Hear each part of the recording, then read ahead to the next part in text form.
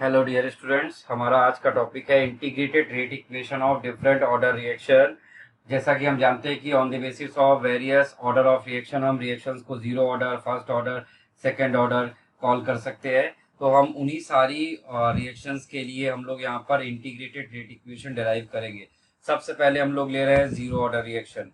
तो for a zero order reaction, अगर आप एक जीरो ऑर्डर रिएक्शन के लिए यहाँ पर रेट इक्वेशन लिखेंगे तो वो आपका रेट लॉ क्या आएगा, R इज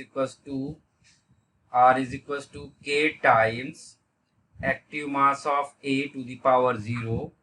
और इसको अगर हम डिफरेंशियल फॉर्म में लिखेंगे तो कैसे लिखेंगे, minus of D by D T of active mass of A. तो हमारी रेट इक्वेशन कुछ इस तरह से दिखाई देगी यहाँ पर। ठीक है, तो अब इसको थोड़ा सा हम सिंप्लीफाई कर लेते हैं। इसको थोड़ा सा हम सिंप्लीफाई कर ले तो ये किसी भी टर्म की पावर अगर जीरो हो जाता है तो हम उसको क्या लिख सकते हैं, वन।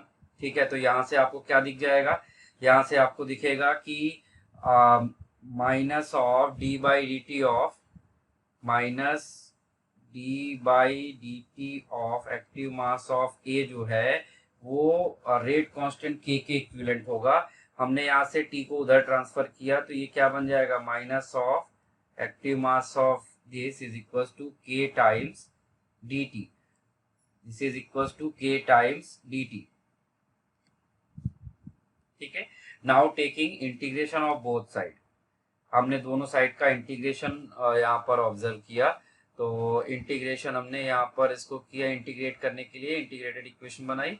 तो इसको हमने जीरो से टी में इंटीग्रेट किया है और इस वाले को हमने इनिशियल कॉन्सेंट्रेशन सी नॉट और फाइनल कॉन्सेंट्रेशन सी है। यहाँ पर सी नॉट क्या है, इनिशियल कॉन्सेंट्रेशन, और सी क्या है, कॉन्सेंट्रेशन आफ्टर टी टाइम।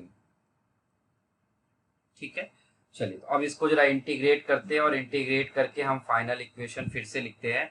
तो आप यहाँ पर इधर इंटीग्रेट करेंगे तो डी टी का इंटीग्रेशन क्या आएगा, टी आएगा।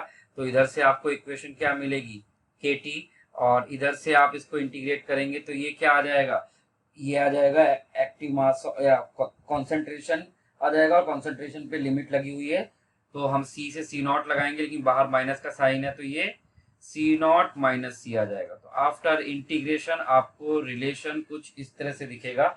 ये है हमारी integrated rate equation for zero order reaction. C naught minus C equals to के टी। सी नॉट मैंने बता दिया है आपको क्या है, इनिशियल कॉन्सेंट्रेशन, सी क्या है, concentration at any time, T हो जाएगा यहाँ पर। ठीक है, तो आपको ये पॉइंट एक याद रखना पड़ेगा। ठीक है, अब अगर हम इसका यहाँ पर इसके बाद हम लोग नेक्स्ट चीज है कि हम इसका हाफ लाइफ कैलकुलेट करते हैं। तो next thing is half life period. Half life period, तो पहले तो आपको ये जानना चाहिए कि what is half life. Half life को अगर हम सिंपल लैंग्वेज में बताएं तो it is a time eight विच कोई भी सब्सटेंस अपने इनिशियल अमाउंट का हाफ रह जाता है। ठीक है, the time required to reduce the initial concentration of reactant to half of its initial concentration. चलिए लिख लेते हैं इसकी डेफिनेशन को। इसकी डेफिनेशन लिख लेते हैं हम लोग यहाँ पर, type down the time required, the time required time required to reduce its initial concentration, its initial concentration of reactant to half of its initial value, to half of its initial value is called half life, is called half life. Simple सी चीज, जितने समय में कोई भी चीज अपने initial amount का हाफ रह जाता है, that time interval is called half life. और इस हाफ लाइफ को हम लोग सिंबल देते हैं T half, T 1/2। This indicates half life, ये हाफ लाइफ का सिंबल हो गया। चलिए अब इस हाफ लाइफ को हम लोग अपनी इंटीग्रेटेड रेट इक्वेशन में अप्लाई करते हैं। तो आपको वहां पर दिखेगा कि इनिशियल कॉन्सेंट्रेशन आपका कितना है सी नॉट, और फाइनल कॉन्सेंट्रेशन कितना हो चुका है इनिशियल कॉन्सेंट्रेशन का हाफ, और time will becomes T half, जिसको हम लोग हाफ लाइफ बोलते हैं। ठीक है भाई, तो इस तरह से आपको ये इक्वेशन मिलेगी। इन सबको उठाकर ओरिजिनल इक्वेशन में, रेट इक्वेशन में पुट कर दीजिए। तो जैसे ही आप ओरिजिनल रेट इक्वेशन में इसको पुट करेंगे, आपको रिलेशन मिलेगा T1/2 इक्वल्स टू C0/2K। आपको रिलेशन कुछ ऐसा दिखेगा। ठीक है, और यहां से आप देख सकते हैं कि K क्या है, रेट कांस्टेंट है, दैट इज कांस्टेंट। 2 भी कांस्टेंट होता है, तो हम यहां से कह सकते हैं कि half life is directly proportional to the initial concentration for zero order reaction. Half life is directly proportional to the initial concentration. तो अगर हम इनिशियल कॉन्सेंट्रेशन हाई करेंगे तो क्या होगा, उसका हाफ लाइफ बढ़ेगा। इनिशियल कॉन्सेंट्रेशन कम करेंगे, हाफ लाइफ कम हो जाएगा। ये बात सबको समझ में आ रही है? चलिए इसी चीज को देखिए ऐसे समझते हैं, जैसे कि इनिशियली आपके पास, इनिशियली यहाँ पर टाइम कितना था, 0 टाइम था। यहाँ पर t इक्वल्स टू 0 है। फिर यहाँ पर टी टाइम कंज्यूम हुआ है, टी टाइम, और फिर फर्दर हमने टी टाइम कंज्यूम कराया है। ठीक है, तो इनिशियली कॉन्सेंट्रेशन वाज ए, तो टी टाइम के बाद वो क्या हो जाएगा A/2। ठीक है, और फिर टी टाइम के बाद क्या हो जाएगा, इस टी टाइम के बाद अगेन वो क्या हो जाएगा 0। क्यों 0 हो जाएगा, क्योंकि हाफ लाइफ इनिशियल कॉन्सेंट्रेशन पे डिपेंड करता है। ठीक है, तो यहाँ पर दिस टी इज, देखो इस वक्त ये क्या हो गया, टी टाइम में ये अपने ओरिजिनल अमाउंट का आधा रह गया, तो अगले टी टाइम में ये जो बचा हुआ आधा था वो भी निकल जाएगा। यानी एक हाफ लाइफ में वो A/2 निकालेगा, तो नेक्स्ट हाफ लाइफ में वो अगेन A/2 निकालेगा, तो ओवरऑल वो क्या रहेगा 0। तो ऐसा हम क्यों कह पाए हैं, क्योंकि half life is directly proportional to the concentration होता है। कौन सा कॉन्सेंट्रेशन, इनिशियल, ध्यान रखिएगा ये इनिशियल कॉन्सेंट्रेशन पर डिपेंड करता है। तो जब भी हम एक हाफ लाइफ में हमने A/2 निकाला, तो नेक्स्ट अगली हाफ लाइफ में हम अगेन A/2 निकालेंगे। ठीक है, with respect to initial concentration. तो ये आपको कितना मिलेगा यहाँ पर, इतना। यहां तक ठीक है। तो जीरो ऑर्डर रिएक्शन की सबसे खास बात क्या होती है, ये रिएक्शन हमेशा कंप्लीट हो जाती है, मतलब इस रिएक्शन में रिएक्टेंट पूरी तरह से कंज्यूम हो जाता है। इस रिएक्शन में रिएक्शन पूरी तरह से कंज्यूम हो जाता है। आप इसको ऐसे भी लिख सकते हो, एट टाइम टी जो आपका कॉन्सेंट्रेशन होगा वो क्या होगा, ए में से समथिंग A/2 डिसोशिएट करेगा। ठीक है, फिर अगेन टाइम T+T में क्या होगा, तो A में से पूरा A/2 में से पूरा A/2 डिसोशिएट हो जाएगा, और आपको क्या बचेगा, यहाँ पर 0 बचेगा। यहां तक मेरी बात सबको क्लियर हो रही है?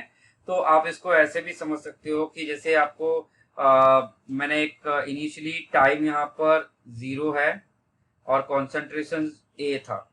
ठीक है, फिर हमने यहाँ पर टाइम यहाँ पर कितना लगाया है, T time, this T time अगर हमने लगाया है, तो टी टाइम में अगर ये A/2 हुआ है, ठीक है, तो बताओ T/2 टाइम में कितना हो जाएगा, इसका भी A/2 यानी A/4। अगर हम उसके T/4 टाइम में अगर देखेंगे तो ये कितना हो जाएगा, A/8 हो जाएगा। ठीक है, तो इस तरह से हम लोग यहाँ पे कॉन्सेंट्रेशन बता सकते हैं कि हर टाइम के बाद उसका कॉन्सेंट्रेशन कैसे चेंज होता है। तो ये था हमारा फॉर जीरो ऑर्डर रिएक्शन। अब जीरो ऑर्डर रिएक्शन के लिए हम यहाँ पे कुछ ग्राफ्स भी प्लॉट कर लेते हैं, तो वो ग्राफ्स का भी प्लॉटिंग हम लोग यहाँ पे समझ लेते हैं। जैसे कि अगर हमने यहाँ पर लेट लिया, पहला मैं ग्राफ यहाँ पर ले रहा हूँ इस चीज का कि रेट वर्सेस कॉन्सेंट्रेशन, क्योंकि सबसे पहले आपने रेट और कॉन्सेंट्रेशन ही तो देखा था, रेट वर्सेस कॉन्सेंट्रेशन। इस डायरेक्शन में कॉन्सेंट्रेशन बढ़ेगा, इस डायरेक्शन पे रेट बढ़ेगा। ठीक है, दूसरा ग्राफ हम लोग देख रहे हैं यहाँ पर concentration versus time graph. Second graph हम लोग देखेंगे कॉन्सेंट्रेशन वर्सेस टाइम ग्राफ। ठीक है, और थर्ड ग्राफ हम लोग यहाँ पर बनाने जा रहे हैं half life versus initial concentration. Initial concentration जिसको हमने क्या बोला हुआ है, सी नॉट बोला था। तो ये तीन ग्राफ हमें प्लॉट करने हैं। तो रेट वर्सेस कॉन्सेंट्रेशन अगर हम देखेंगे तो रेट लॉ, अगर आप ध्यान देंगे कि रेट लॉ का जो टर्म होता है वो कॉन्सेंट्रेशन से independent R is equal to क्या होता है, के होता है। आप अगर रेट लॉ देखेंगे तो आपको पता चलेगा कि आर इज इक्वल टू के, और के इज एनी कांस्टेंट। तो यहाँ पर ये कितना आएगा, ये कांस्टेंट आएगा, और ये टर्म क्या हो चुका होगा, ये हमारा के होगा। ठीक है भाई। दूसरा हमने देखा कॉन्सेंट्रेशन वर्सेस टाइम ग्राफ। तो आपने वहां पर देखा रिलेशन क्या आया था हमारा, C naught minus C equal to के टी। तो यहाँ पे कॉन्सेंट्रेशन सी है, यहाँ पर आपके पास इक्वेशन क्या है, C naught minus C equal to के टी। तो इसको y equal to M x, ये हमारा सी कॉन्सेंट्रेशन है और ये टाइम जिसके बीच में हमें ग्राफ प्लॉट करना है। तो y equal to M x plus C से इसको कंपेयर करिए तो आपको यहाँ पर क्या दिखेगा, y is equal to M x plus C से अगर आपने कंपेयर किया इसको तो ये आपको कैसा दिखेगा, निगेटिव स्लोप का ग्राफ दिखेगा। ये आपको कैसा दिखेगा, निगेटिव स्लोप। ठीक है भाई। तो इसका ग्राफ कैसा आएगा, अगर हम इस ग्राफ को यहाँ पर प्लॉट करें तो it will look like this. एक स्ट्रेट लाइन आएगा जिसका स्लोप कितना होगा, इसका स्लोप होगा माइनस के, और यहाँ पर ये वैल्यू किसको इंडिकेट कर रहा होगा, ये इनिशियल कॉन्सेंट्रेशन को इंडिकेट कर रहा है। ठीक है भाई। और थर्ड आप जो ग्राफ प्लॉट करने जा रहे हो वो क्या है आपका, इनिशियल कॉन्सेंट्रेशन के साथ हाफ लाइफ। तो आपने देखा था वो कैसा था, Y equal to M X type का ग्राफ था, यानी कैसा जाएगा, straight line passing through origin. आपको याद होगा हमने अभी थोड़ी देर पहले ही लिखा हुआ है। तो यहाँ से आप हाफ लाइफ और इनिशियल कॉन्सेंट्रेशन का रिलेशन बना सकते हैं। Half life is directly proportional to the C naught था। ठीक है, तो ये हमने सारा कुछ जीरो ऑर्डर रिएक्शंस के लिए डिराइव किया हुआ है। आई थिंक यहाँ तक आपको ये समझ में आ रहा होगा। ठीक है, इसके बाद अब हम लोग नेक्स्ट रिएक्शन देखने जा रहे हैं, first order reaction. First order reaction, तो उसको न्यू पेज से स्टार्ट करते हैं। आप चाहो तो ये ग्राफ फटाफट कॉपी कर लो।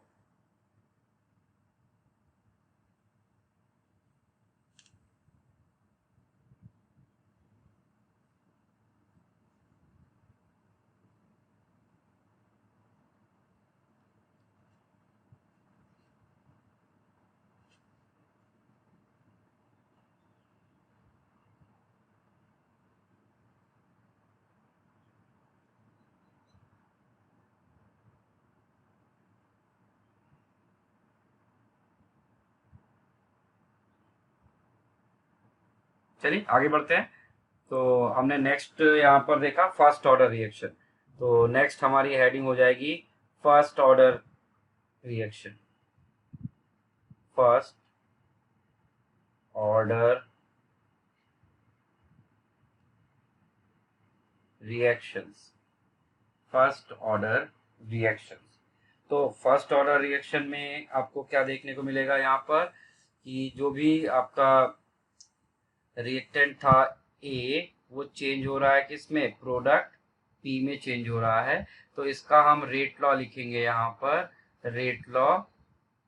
तो हम दोनों रेट लॉ लिखेंगे, डिफरेंशियल भी लिखेंगे और normal law of mass action भी लिखेंगे। तो आर इज इक्वल टू क्या आएगा, k active mass of A to the power 1 and that is equal to minus of D by D T of active mass of A. ठीक है, again हमें क्या करना है, ए का टर्म एक तरफ करना है, बाकी सब एक तरफ ले जाना है।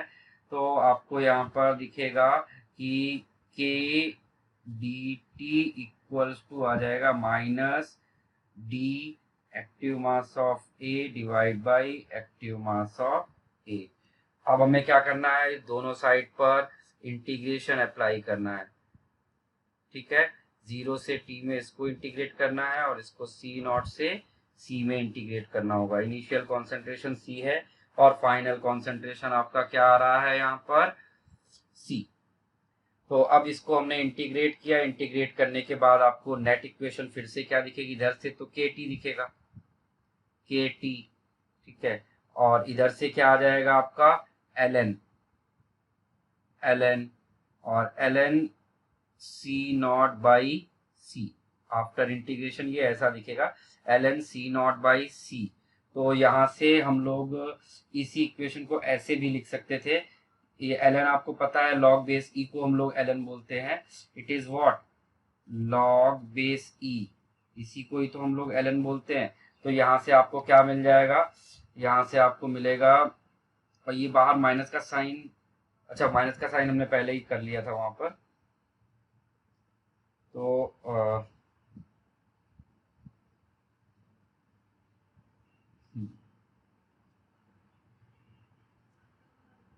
ठीक है।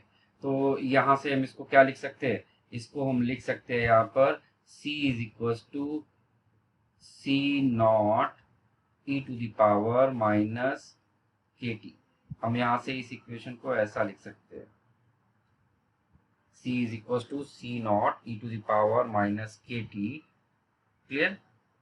और यहाँ से हमें डिग्री ऑफ डिसोसिएशन कितना मिल जाएगा, यहाँ से हमें degree of dissociation,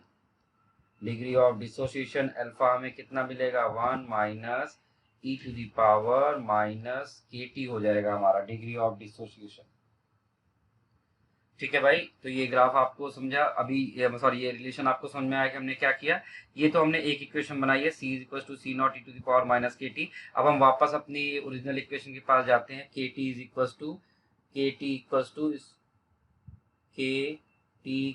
to ln C0 by C।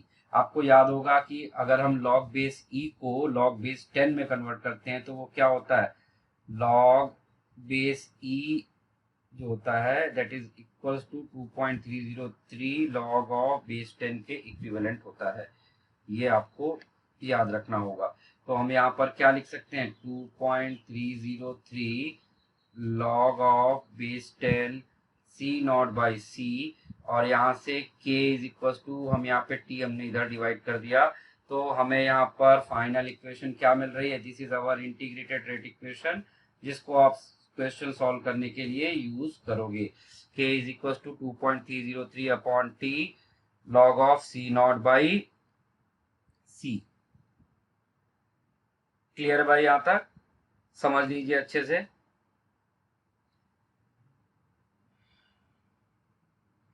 चलिए इसके बाद अभी हम लोग ग्राफिकल प्रेजेंटेशन बाद में देखेंगे, अभी हम लोग कुछ पहले सारे टर्म्स डिराइव कर लें। इसके बाद नेक्स्ट है हमारे पास हाफ लाइफ पीरियड। तो हाफ लाइफ तो आपको हम पहले ही बता चुके हैं कि टाइम t को हम किससे रिप्रेजेंट करेंगे, 1/2 से, और जो C होगा वो क्या बन चुका होगा, इनिशियल कॉन्सेंट्रेशन का हाफ। तो बस अब ये दोनों वैल्यू उठाइए और ओरिजिनल इक्वेशन में इसको पुट कर दीजिए, तो आपको हाफ लाइफ का रिलेशन मिलेगा K is equal to 2.303 upon T1/2 log of C0/2। तो इसको जब आप सॉल्व करोगे तो ये आपको K क्या देगा, K is equal to 2.303 log 2 base 10 divide by T1/2 आएगा।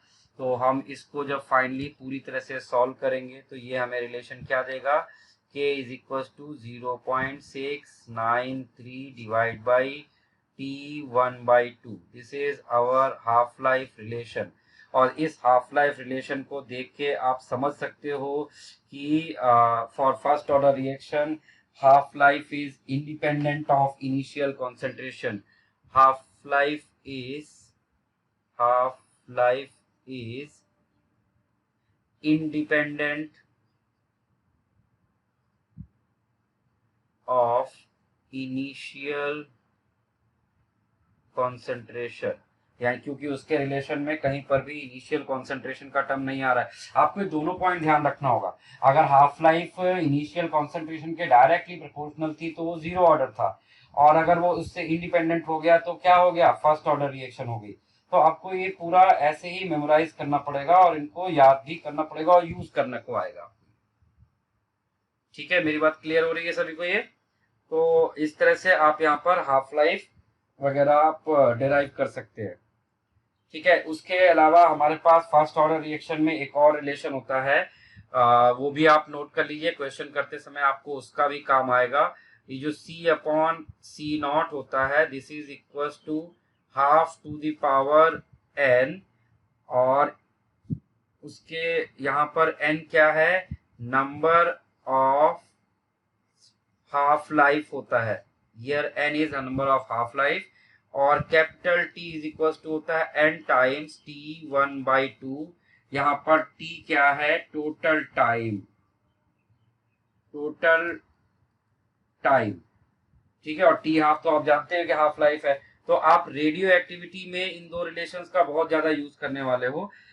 यहाँ पर काइनेटिक्स में तो इनका जो इतना यूज आपको देखने को नहीं मिलेगा, बट रेडियो एक्टिविटी में आपको बहुत कुछ देखने को मिलेगा इनका use.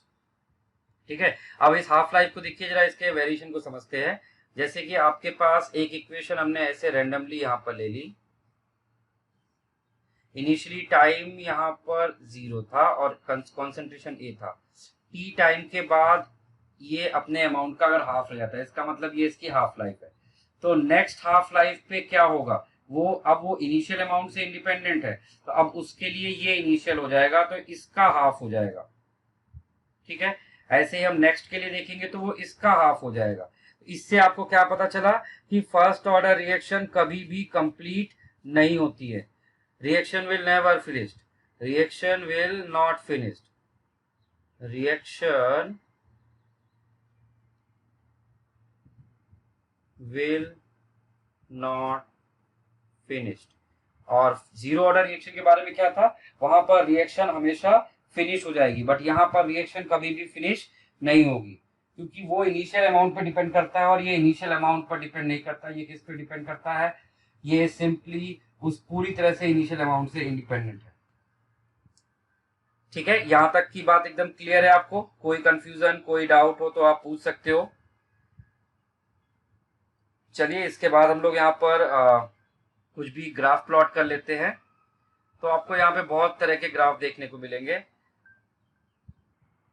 LNC versus time graph. ठीक है, दूसरा ग्राफ हम लोग यहाँ पर देख रहे हैं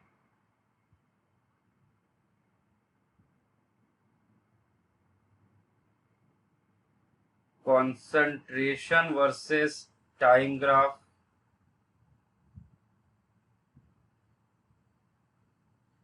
और तीसरा ग्राफ जो आप यहाँ पर ऑब्जर्व करोगे वो कैसा आएगा, तीसरा ग्राफ जो होगा वो होगा ln C0/C versus T graph. ठीक है, तो इन तीनों ग्राफ को समझते हैं और इनको प्लॉट करने की कोशिश करते हैं। तो फर्स्ट वाला ग्राफ जैसे कि हमने देखा, LNC वर्सेस टाइम ग्राफ अगर आपको बनाना है तो उसके लिए हमको रिलेशन क्या यूज करना पड़ेगा, हमें रिलेशन यूज करना पड़ेगा LNC minus LNC0 is equal to KT। LNC sorry minus LNC plus LNC0 equal to KT, ये यूज करना पड़ेगा हमें। ठीक है, तो यहाँ पर हम LNC वर्सेस टाइम ग्राफ बनाएंगे, तो वो ग्राफ हमको कैसा दिखाई पड़ेगा, वो ग्राफ हमें दिखेगा निगेटिव स्लोप के साथ में, ऐसा स्ट्रेट लाइन ग्राफ आएगा, y equal to minus mx plus c का ग्राफ होगा। ठीक है, निगेटिव स्लोप आएगा और इस तरह से ग्राफ हमें दिखाई पड़ेगा। क्लियर? और दूसरा ग्राफ है हमारा कॉन्सेंट्रेशन वर्सेस टाइम ग्राफ। तो उसके लिए तो आपको बस सीधे सी जो आपके पास इक्वेशन अभी डिराइव हुई थी, C is equal to C0 e to the power minus KT, बस आप इसको यूज कीजिए और ग्राफ प्लॉट कर दीजिए। तो अगर आप इस वाले ग्राफ को ध्यान से देखेंगे तो जब टाइम 0 होता है, टाइम 0 रखो तो C इक्वल टू C0, यानी इनिशियली टाइम 0 पर कॉन्सेंट्रेशन सी नॉट था। फिर जैसे जैसे आप टाइम बढ़ाते जा रहे हैं, टाइम बढ़ाते जाएंगे, कॉन्सेंट्रेशन क्या होता चला जाएगा, कम होता चला जाएगा। कॉन्सेंट्रेशन क्या होता चला जाएगा, कम होता चला जाएगा। ये ग्राफ हमें हाइपरबोलिक टाइप का ग्राफ मिलेगा इसके केस में। दूसरा थर्ड ग्राफ जो हम लोग बनाने जा रहे हैं वो है ln c naught by C का ग्राफ। तो ln c naught by C वो तो बहुत सिंपल सा है। ln c naught by C equal to क्या होता है भाई, के टी। ये तो y equal to M X type का ग्राफ हो जाएगा। तो y equal to M X type का जो ग्राफ होता है वो कैसा आता है, straight line passing through origin. वो ग्राफ आपको कैसा मिलेगा, straight line passing through origin. बहुत सिंपल सा ग्राफ है, आपको कुछ नया सोचने की इसमें जरूरत नहीं पड़ेगी। तो इस तरह से आपने देखा कि हमने zero order first order reaction के लिए ग्राफ प्लॉट किया, हाफ लाइफ कंसीडर किया, और जीरो ऑर्डर रिएक्शंस के लिए भी हम लोगों ने इसी तरह से डेराइव कर लिया है। क्लियर है भाई? यहाँ तक कोई कंफ्यूजन, कोई डाउट तो आप पूछ सकते हो यहाँ पर। चलिए, इसी तरह से हम लोग कितने भी ऑर्डर ऑफ रिएक्शन हो और उसके लिए भी हम सारी एनालिसिस कर सकते हैं। कितने भी ऑर्डर की रिएक्शन दी हो हम उसके लिए भी सारी एनालिसिस उसी तरह से करते हैं। तो बिल्कुल सिमिलर फैशन पे हम लोग आपके सामने एक सेकेंड ऑर्डर वाला मैं बिल्कुल जल्दी से करके दिखा देता हूँ। उसमें हम लोग ज्यादा टाइम कंज्यूम नहीं करेंगे। तो सेकेंड ऑर्डर वाले में हेडिंग डालिए second order reaction, second order kinetics.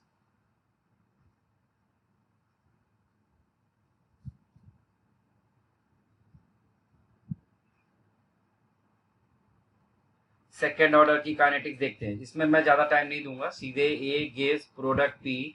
तो यहाँ पर रेट लॉ क्या आएगा, आर इज इक्वल टू के times active mass of A to the power 2 equals to minus of D by D T of active mass of A. Now अब इसमें ए का term एक तरफ करिए और डी टी का टर्म एक तरफ, तो k d t equals to आ जाएगा minus d active mass of A divide by active mass of A to the power 2 आ जाएगा। ठीक है, तो स्टार्ट करते हैं इसके बाद आगे। अब नेक्स्ट हमें क्या करना है, हमें इसको इंटीग्रेट करना है, और इंटीग्रेट करके इसको 0 से t में इंटीग्रेट कर दीजिए, और इसको c नॉट से c में इंटीग्रेट कर दीजिए। और इंटीग्रेट करने के बाद आपको फाइनली रिजल्ट क्या मिलेगा, 1 upon c minus 1 upon c naught is equal to क्या आ जाएगा, के टी। ये है आपकी again integrated equation for second order kinetics. ठीक है, एक बार आपने ये बना लिया तो अब आपको नेक्स्ट क्या करना है, हाफ लाइफ कैलकुलेट करना है। तो हाफ लाइफ के केस में आपको पता है कि c will become c naught by two and t becomes t1 by to. बस उठा के यहाँ पर रिलेशन में रख दीजिए, तो आपको यहाँ पे रिलेशन क्या दिखेगा, t1 by two equals to 1 upon k c not. तो यहाँ से आपको क्या पता चला कि जो हाफ लाइफ है वो इनवर्सली प्रोपोर्शनल है किसके, इनिशियल कॉन्सेंट्रेशन के। Half life is inversely proportional हो जाएगा इनिशियल कॉन्सेंट्रेशन के। तो इस तरह से आप कितनी भी इक्वेशन, कितने भी ऑर्डर ऑफ इक्वेशन डेराइव कर सकते हैं। ठीक है, तो अब हम लोग इस पे ज्यादा समय नहीं देते हुए अब हम लोग इसको थोड़ा जनरलाइज कर लेते हैं। तो आप यहाँ पर जब हाफ लाइफ को आप देखेंगे तो हाफ लाइफ यहाँ पर जनरलाइज इक्वेशन में इन जनरल nth ऑर्डर के केस में, nth order kinetics in general अगर nth ऑर्डर काइनेटिक्स है तो वहां पर क्या होगा, जो आपकी हाफ लाइफ है ये डायरेक्टली प्रोपोर्शनल हो जाएगी किसके, 1 upon c naught to the power n minus 1 के। यहाँ पर n क्या है, ऑर्डर ऑफ रिएक्शन। यहाँ पर n क्या हो जाएगा, ऑर्डर ऑफ रिएक्शन। तो हम लोग इसको ऐसे भी लिख सकते थे कि t1 upon t2 equals to c naught, t1 upon t2 equals to c naught of 2 divide by c naught of 1 पूरे की पावर कितना आ जाएगा यहाँ पर, ये n माइनस 1। तो हम लोग इसको इस तरह से भी जनरलाइज करके लिख सकते हैं। क्लियर है भाई यहाँ तक? तो ये इस तरह से मैंने बताया कि हम लोग यहाँ पर कितने भी ऑर्डर की इक्वेशन बना सकते हैं और उनकी हाफ लाइफ को हम लोग जनरलाइज करके इस तरह से लिख सकते हैं। मोस्टली क्वेश्चन सॉल्व करने के लिए हमें किसकी जरूरत होती है, फर्स्ट ऑर्डर और जीरो ऑर्डर के लिए। हमने वहां पर जो कुछ कंक्लूजन बताए हैं उनको दिमाग में रखिएगा।